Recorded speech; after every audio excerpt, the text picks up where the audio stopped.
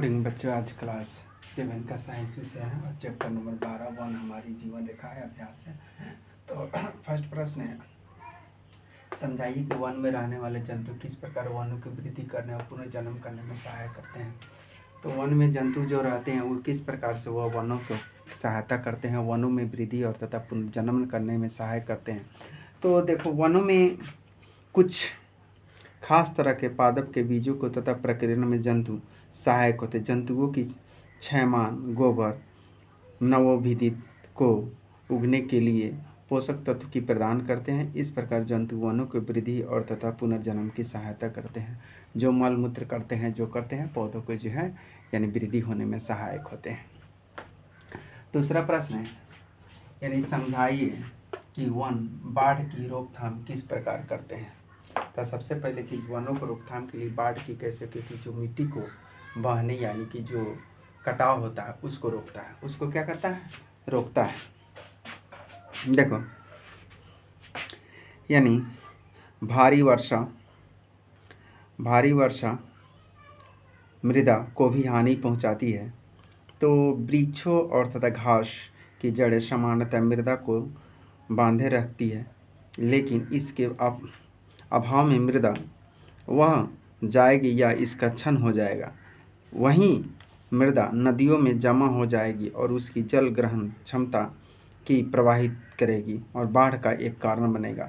पेड़ पौधे वर्षा जल के प्राकृतिक संरक्षण के रूप में काम करते हैं।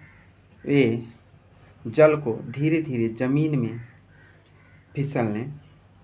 फिसलने देने में सहायक होते हैं और ये मृदा अपरदन रोकते हैं। इस प्रकार वन बाढ़ की भी रोकथाम करते हैं। मान ली कि बहा के गई मिट्टी, तो बहा के मिट्टी गई तो सारे गड्ढे में नदी किनारे नदी में जमा होगा, तो उसको क्या करता है, उसको बहने नहीं देता, उसको पहले ही रोक लेता है, जिससे नदी अपना पूरा जो धार बनाकर बह जाती है। ठीक है। अगला है कि अपघटक किन्हें कहते हैं तथा इनमें किन्हीं दो अपघटनों को नाम वे वन में क्या करते हैं, बताइए। जो वन में क्या अपघटक, तो देखो, तो पादपों और जंतुओं में मृत शरीर की हुमस ने परिवर्तन करने वाले सूक्ष्म जीव अपघटन कहलाते हैं। सूक्ष्म जीव क्या कहते हैं, जैसे बैक्टीरिया, मशरूम आदि अपघटक हैं। ये मृत जीवों को अपघटित करके पादपों को पोषण प्रदान करते हैं। क्या करते हैं, मृत जीवों को अपघटन करके क्या करते हैं, फिर से दोबारा नए जो बैक्टीरिया, मान लीजिए कीड़े मकोड़े क्या करते हैं, मान लीजिए कोई जानवर मर जाते हैं तो उससे कीड़े खाते हैं, क्या कहते हैं, तो अपघटक। क्या कहते हैं, बैक्टीरिया, एक जो मान लीजिए कि वो खाते हैं कीड़े मकोड़े जो जीवाणु, तो उसको खाकर एक प्रकार का रूप बदल देते हैं। क्या बदलते हैं, रूप बदल। जैसे मान लो कि जैसे लीची चाड़ा उड़ा देखा हो, किस पर मिट्टी खाता हो, मिट्टी को किस प्रकार उर्वरक बना देता है। जो इसी प्रकार जो कीड़े मकोड़े भी खाकर उसको क्या कर देते हैं, बहुत जल्दी समाप्त कर देते हैं और ज़मीन में मिलाकर वो जो है यानी कि क्या कर देते हैं, अपघटन करने में सहायक करते हैं। ठीक है। अगला है कि वायुमंडल में ऑक्सीजन और कार्बन डाइऑक्साइड के बीच संतुलन को बनाए रखने में वनों की भूमिका को समझाइए।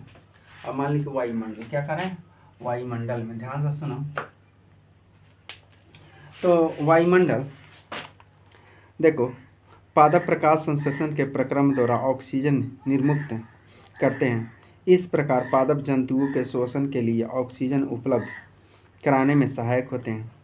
वे वायुमंडल में ऑक्सीजन तथा कार्बन डाइऑक्साइड संतुलन को भी बनाए रखते हैं। इसलिए वनों को हरे फेफड़े कहा जाता है। देखो, मान लिया जाए कि जो भी यानी कि हम लोग ऑक्सीजन देखता है कि हम लोग मान लीजिए ऑक्सीजन यानी कार्बन डाइऑक्साइड छोड़ते हैं, ऑक्सीजन लेते हैं, तो हरे पेड़ पौधे ऑक्सीजन की क्या करते हैं, ऑक्सीजन बनाते हैं। तो इस प्रकार अगर पेड़ पौधे नहीं रहे, ऑक्सीजन की कम मात्रा रहे, तो हम लोग जिंदा नहीं रह सकते हैं। इसलिए जितने भी क्या करते हैं, हरे फेफड़े, यानी क्या कहा पेड़ पौधे को, हरे फेफड़े कहा जाता है। ठीक। तो इस प्रकार एक मान लीजिए कि प्रकाश संश्लेषण क्या होता है, यानी ऑक्सीजन और कार्बन डाइऑक्साइड। मान लीजिए कि यहाँ बता दें कि यहाँ मान लीजिए कि O2 है, तो O2 के क्या कहेंगे, ऑक्सीजन। क्या कहेंगे, ऑक्सीजन कहेंगे। ऑक्सीजन हो गया।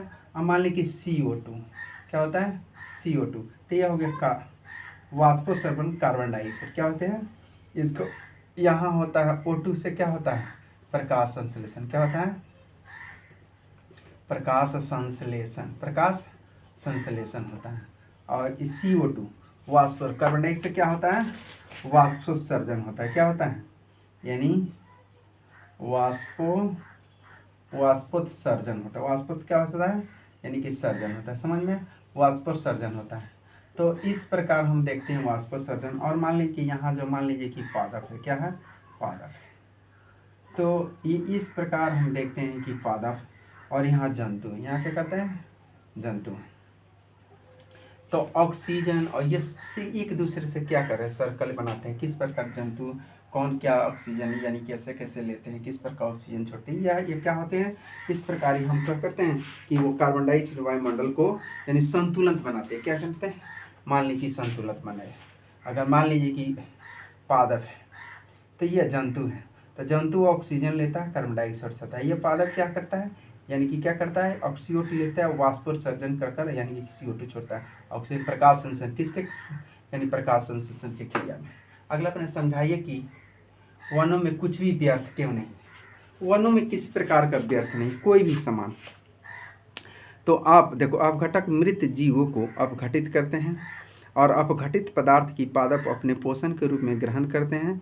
और अंततः वनों में कुछ भी व्यर्थ नहीं है। अंततः क्या होते हैं, मान ली कि जो जीव जंतु चाहे कोई भी सड़ गल जाता है तो फिर से वो क्या होता है, फिर से वो सहायक बन जाते हैं। पादपों में क्या करते हैं, फिर से सहायक बन जाते हैं। इसलिए वनों में कोई भी चीज़ व्यर्थ नहीं है।